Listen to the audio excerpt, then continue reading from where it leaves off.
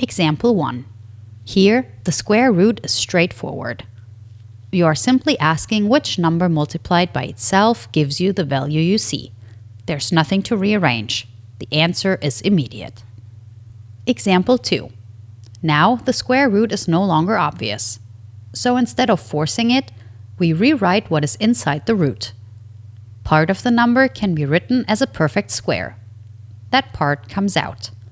What remains stays under the root. This step is not a trick. It is the main idea behind simplifying radicals. Example 3. This one connects directly to what you saw in the last episode. The root and the power are exact opposites, so they cancel. What is left is just the base. Example 4. Here, the root itself is not the first move. The expression inside the root can be simplified first.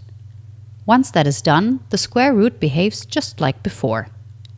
This is a good example of why order matters. At this point, the rules should feel familiar. They are just describing what you have already seen. A root reverses a power.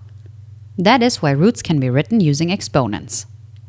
When simplifying radicals, the goal is always the same. Look for perfect powers. Separate them. Apply the root only after that.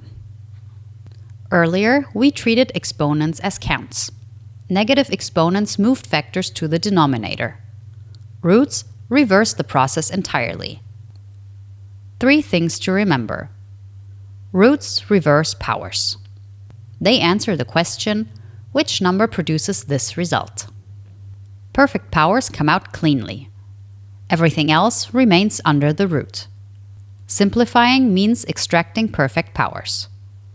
Roots and exponents describe the same relationship. Try this one. There is the largest perfect square hidden inside. Find it. Start there.